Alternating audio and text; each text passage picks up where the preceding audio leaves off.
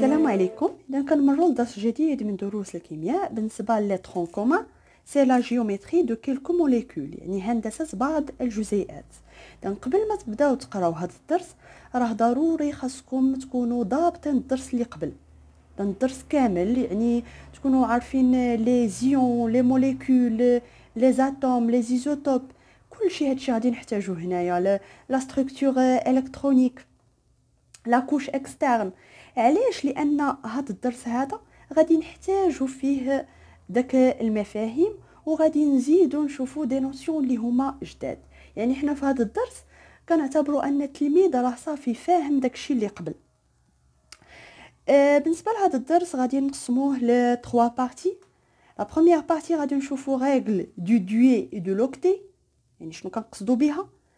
في البارتي الثانيه نشوفو لا ريبريزونطاسيون دو لويس دون موليكول، وفي اخر فقره غادي نشوفو لا جيومتري دي موليكول. اذا كنعرفوا بان دون لا ناتور il y a plusieurs atomes، يعني كاين في الطبيعه بزاف ديال لي زاتوم ولا بليزيور اليمون شيميك. لكن هاد لي زيليمون شيميك كاين البعض منهم اللي عنده بعض الخصائص اللي كيتميزهم على لي زوتر زاتوم. بحالاش هاد لي زاتوم؟ بحال الهيليوم، النيون والارغون، هادو سو سون دي غاز. باش كيتميزوا se trouve dans la nature sous la forme d'atomes isolés، يعني نقدروا نلقاوهم في طبيعه بشكل معزول، يعني في واحد الذره معزوله، يعني نقدر نلقى الهيليوم بوحدها. il participe rarement en réaction chimique، يعني نادرا ما نلقى انهم كيدخلوا في واحد التفاعلات كيميائيه. ou ne forment pas de molécules ou d'ions، وما كيحاولوش يشكلوا بعض الجزيئات ولا الايونات. إذن علاش هاد لي زاتوم ولا هاد لي غاز كيتميزوا بهاد المميزات؟ اذا في الدراسه ديالهم لقاو بان لا كوش اكسترن ديال هاد لي غاز سون ساتوري. اذا داك لي كوش اكسترن عامرين، يعني ساتوري مشبعه، يعني عامره بالماكسيموم ديال لي الكترون اللي تقد تهز. وبالتالي هاد لي غاز هادو اللي كيتميزوا بهاد الخصائص كنسميوهم دي غاز غار، ولا نسميوهم دي غاز كنسميوهم دي غاز نوبل، لان عندهم هاد الخصائص هادو. اذا دابا غادي نشوفوا هاد لا ستركتور الكترونيك ديال هاد لي زاتوم باش نشوفوا واش بصح هاد لي كوش اكسترن ديالهم سون ساتور. اذا بالنسبه لاتوم دو هيليوم السيمبول ديالها سي اش او، نيميرو اتوميك سي 2. alors 2 c'est le numéro atomique, c'est le numéro des électrons en même temps، لان عندي اتوم لو نومبر d'électrons هو لو نومبر اتوميك. بالنسبه لا ستركتور الكترونيك، اذا لا ستركتور الكترونيك كنبداو بلا كوش كا. اذا لا كوش كا كتعمر بدو الكترون، وعندي هنايا دو الكترون، اذا عندي K2. لا كوش اكسترن سي كا.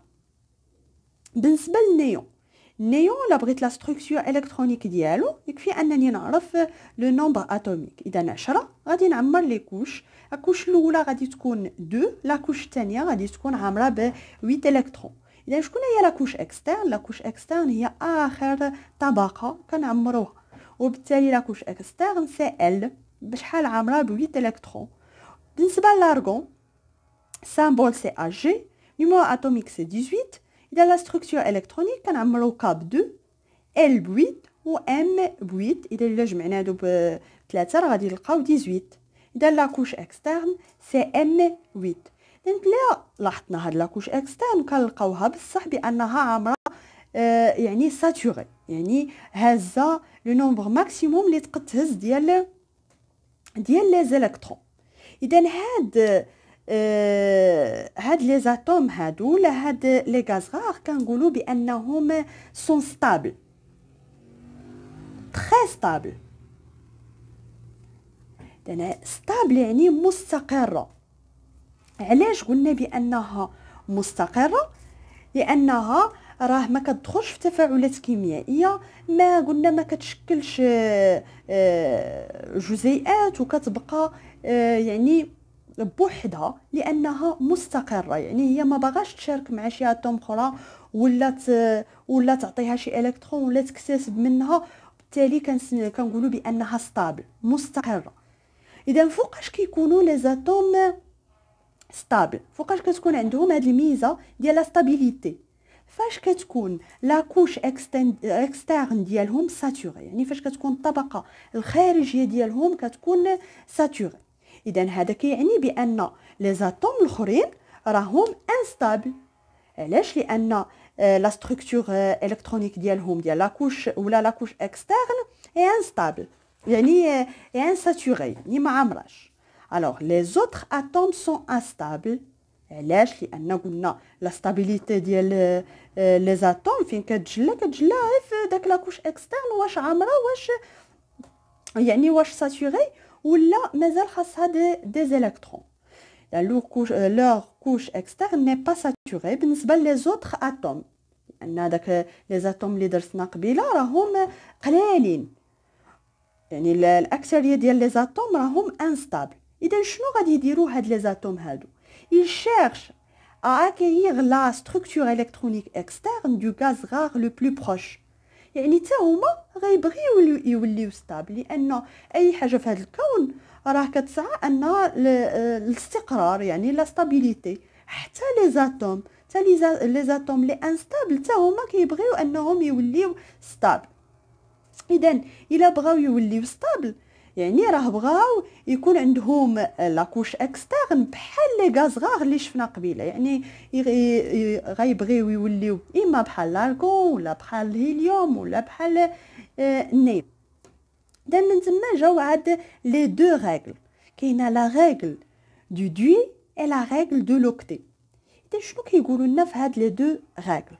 لي éléments chimiques dont le numéro atomique Z inférieur ou égal 4 évolue de manière à avoir la structure électronique du hélium.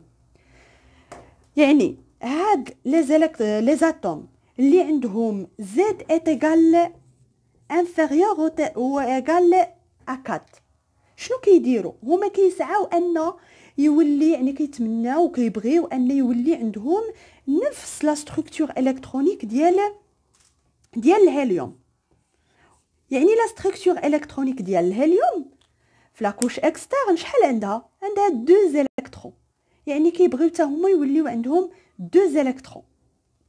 بالنسبه لا ريغل دو لوكتي، بالنسبه لي زيليمون chimiques dont le numéro atomique Z يعني est supérieur à 4 et inférieur ou égal à 18، يعني le numéro atomique entre 4 et 18.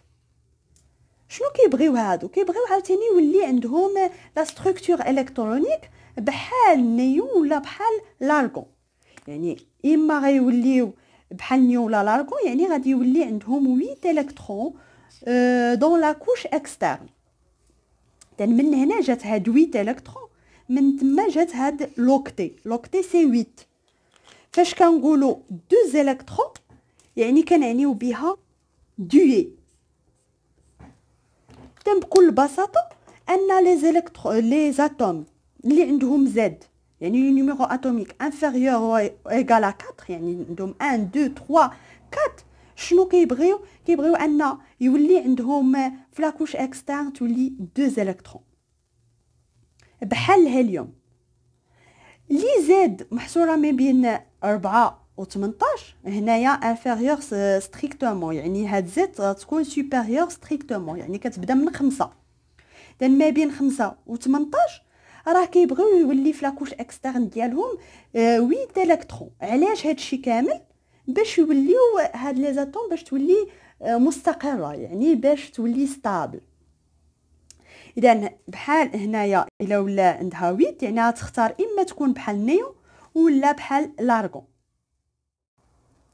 اذا هاد لي زاتوم لي انستابل وكيقلبوا على لا ستابيليتي، يعني كيبغيو ان تكون لا كوش اكسترن ديالهم عامره ويوليو بحال الهيليوم ويحققوا لنا هاد لا ريغل دو دوي، يعني يولي عندهم 2 الكترون في لا كوش اكسترن، ولا يوليو بحال النيون ولارغون ويحققوا لنا لا ريغل دو لوكتي، يعني يوليو 8 الكترون في لا كوش اكسترن. عندهم 2 بوسيبيليتي، يعني قدامهم 2 ديال الاختيارات باش يوليو بحال هادو. اما انهم يكتسبوا ولا يفقدوا دي زيلكترون، يعني كيكونوا لي دي زيون، ولا يعني perdre ou gagner des électrons الا فقدوا ولا اكتسبوا بطبيعه الحال غيوليو دي زيون، ولا انهم غادي يرتبطوا فيما بينهم وغادي يعطيوني دي موليكول، يعني غادي يكونوا لي دي موليكول اللي كيكونوا يعني لي زيون ولي موليكول كيكونوا ستابل. اذا كل حاله غادي نشوفوها بوحدها، يعني كيفاش كيديروا يفقدوا ولا يكتسبوا باش يوليو ستابل، كيفاش غادي يديروا يكونوا دي موليكول يعني جزيئات. نبداو بالحاله الاولى، يعني فورمي دي زيون. ناخذ مثال، ناخذ باغ اكزومبل ليثيوم. اذا الليثيوم سامبول ديالو سي ال اي. اذا هذا الليثيوم عنده لو نيميرو اتوميك سي 3. فاش كنكتب هنا 3 سي لو نيميرو اتوميك. اذا بالنسبه لهذا الليثيوم غناخذ لا ستركتور الكترونيك ديالو. اذا سي K 2 ال 1. وبالتالي الا شفت هاد لاكوش اكسترن كنلقاها بانها راها ما عمراش، لان ال كتعمر ب 8 الكترون، بالتالي هنا كاين غير واحد. اذا هاد الليثيوم بحالاش غيكون غيبغي يولي هاد لا ستركتور الكترونيك ديالو؟ واش بحال الهيليوم ولا بحال النيون والارغون؟ الا بغى يولي بحال النيون راه خاص هاد ال تكون فيها 8، يعني خاص هاد الليثيوم يكتسب 7 ديال لي زيلكترون باش يولي لاكوش اكسترن ديالو عامره ب8. ولا غيبغي يولي بحال الهيليوم، الا بغى يولي بحال الهيليوم اللي لا ستركتور ديالو اكسترن سي K2 بالنسبه للهيليوم، اذا الا بغى يولي بحال الهيليوم راه خصو يكفي انه يفقد واحد الالكترون. بطبيعه الحال هاد الليثيوم غادي يفضل انه يفقد الكترون على انه يكتسب 7 ديال لي زيلكترون. وبالتالي الا فقد الكترون شنو غادي تولي لا ستركتور الكترونيك ديالو؟ غتولي K2 لانه فقد واحد الالكترون، بالتالي غادي يولي لو نيميرو يعني غادي يولي لو نومبر دي زيلكترون سي 2. اذا غادي تكون عنده لا كوش اكسترن سي K2 يعني 2 زيلكترون. وبالتالي باش يتحول من هاد يعني باش تكون عنده هاد لا ستركتور الكترونيك هذا شنو دار؟ الا بيردو combien d'électrons؟ اذا هو فقد شحال من الكترون؟ فقد ان الكترون. وبالتالي شنو غادي تولي الفورمول ديالو؟ غادي تولي سي ال اي. لاتوم اللي كتفقد راه كتولي ايون بوزيتيف سيتادير كاتيون، وبالتالي غادي نديرو ال اي بلس لان فقدات غير واحد ديال الالكترون. ناخذ مثال اخر، باغ اكزومبل ناخذ الصوديوم Na. اذا الصوديوم عنده لو نيميرو اتوميك سي 11، وبالتالي لا ستركتور الكترونيك ديال الصوديوم سي K2 L 8. اذا 8 بلس 2 سي 10، غيبقى ام شحال فيها ان الكترون. اذا هاد الصوديوم اذا اما غادي يختار ان يكون بحال النيون، اذا الا بغى يكون بحال النيون خص لا ستركتور خص لاكوش اكسترن تكون هي ال ويكون فيها 8، ولا يكون بحال لارغون تكون لا ستركتور اكسترن ديالو ولا لاكوش اكسترن يكون فيها 8 الكترون. يعني الا بغى يولي بحال لارغون خاصو شحال يكتسب 7 ديال لي زيلكترون. الا بغى يولي بحال النيون خصو يفقد الكترون واحد. اذا بطبيعه الحال هو شنو غادي يختار؟ انه يفقد الكترون واحد. وبالتالي الا فقد هذا الالكترون شحال غادي يولي يعني فقد، وبالتالي غادي يولي لا ستركتور الكترونيك سي K2 L 8. اذا بحال النيون راه يعني راه حققنا هاد لا ريغل دو لوكتي. اذا فاش كيوليها عنده هاد لا ستركتور هذا هادي يعني هاد الصوديوم شنو طراليه راه فقد، وبالتالي راه ولا كاتيون، يعني ايون اللي هو بوزيتيف ان شحال فقد الكترون واحد، وبالتالي ان ا بلس. اذا هادو غير امثله بساط بالنسبه لا ريغل دو ديو ولا ريغل دو لوكتي، وغادي نشوفوا امثله اخرين. نشوفوا دي زيكزامبل دي اتوم اللي كيحاولوا يقلبوا على لا ستابيليتي ديالهم وكيتحولوا لدي زيون اللي هما بلو ستابل، ونابليكون لي ريغل دو دوي ولا ريغل دو لوكتي. يعني هاد لي زاتوم كيحاولوا يكتسبوا لا ستركتور اما د الهيليوم ولا د النيون ولا ديال لارغون. اذا بالنسبه للفليور، اذا الفليور لا ستركتور الكترونيك ديالو بويسك زد ايت ايكال 9، اذا لا ستركتور سي K2 L7، وبالتالي هاد لاتوم دو فليور باش تولي ستابل خص يكون في لاكوش اكسترن 8 ولا 2. يعني اما غادي تولي بحال الهيليوم وتولي K2، اذا الا بغات تولي بحال الهيليوم خصها تفقد 7 ديال لي زيلكترون، الا بغات تولي بحال النيون خصها تكتسب واحد الالكترون. اذا بطبيعه الحال هي غادي تحاول تمشي للطريقه السهله ان تكتسب الكترون حسن ما تفقد 7 ديال لي زيلكترون، وبالتالي لا ستركتور اللي ستابل هي ديال النيون، يعني K2 L8. يعني باش تحول لهاد لا ستركتور اللي هي ستابل، هاد لاتوم a gagné un électron، وبالتالي بيسكي لا غاني ان الكترون راه غادي تحول لواحد اليون اللي هو نيجاتيف، يعني انيون، وبالتالي اف موا، لان اكتسبت الكترون واحد والالكترون عنده واحد لا شارج اللي هي نيجاتيف، وبالتالي سي الفورمول دو ليون سي اف موا.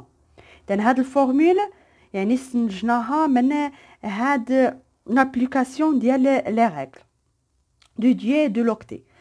بالنسبه للبيريليوم، اذا زد ايت ايكال 4، كنكتبوا ستركتور الكترونيك K2L2، وبالتالي هاد البيريليوم اما غادي يختار انه يفقد 2 الكترون ولا انه يكتسب 6 الكترون باش يولي بحال النيون. اذا بطبيعه الحال غادي يختار انه يفقد 2 الكترون حسن ما يكتسب 6 ديال لي زيلكترون، وبالتالي غادي يولي لا ستركتور الكترونيك بحال ديال الهيليوم K2، بالتالي سي بي 2 بلس. اذا كنكملوا بنفس الطريقه، مثلا نزيدوا هذه الكلور زد ايت ايكال 17، الوغ لا ستركتور الكترونيك سي K2 L2، وكنعمروا حتى لا كوش ام ب 7 الكترون، لان 2 بلس 2 بلس 7 2 بلس 8 باردون سي 8 سي 8 بلس 7 سي 17. اذا هاد الكلور اما غادي يختار انه يعني باش تكون لاكوش اكسترن ساتوري اما غادي يفقد 7 الكترون ولا غادي يكتسب ان الكترون. بطبيعه الحال غادي يفضل انه يكتسب ان الكترون الى غاني ان الكترون، وبالتالي غادي تكون يعني لا ستركتور الكترونيك ديالو غادي تكون بحال ديال لارغون. اذا لا فورمول ديون سي سي ال موان، بيسك باش يتحول من M7 ل M8 راه اكتسب ان الكترون. اذا بنفس الطريقه كنكملوا لي زوطخ زاتوم وكنستنتجوا كيفاش دايره كيفاش كنكتبوا الفورمول دو ليون. اذا هنايا باش نفسروا بان هاد الفورمول ديون ماشي كنكتبوها غير هكاك غير صدفه، يعني غير اختارينا هنا باش نديرو 2 موان ولا اختارينا هنايا نديرو 3 بلس، لا راه داكشي يعني جبناه من دي ريغل. وبطبيعه الحال كاينين دي زيكسيبسيون لهاد القواعد هذه، بحال الكربون اللي كنلقاو في لاكوش اكسترن 4. اذا الكربون ما كيكتسب وما كيفقد، يعني هو كيحاول يدخل في دي يعني في دي موليكول، يعني ما كنلقاوش سي 4 بلس ولا سي 4 موان، وكاينين دي زيكسيبسيون اخرين. اذا نتمنى تكونوا فهمتوا هاد البارتي هذه، اذا نضبطوها مزيان خدموها مزيان باش ندوزو للبارتي الثانيه.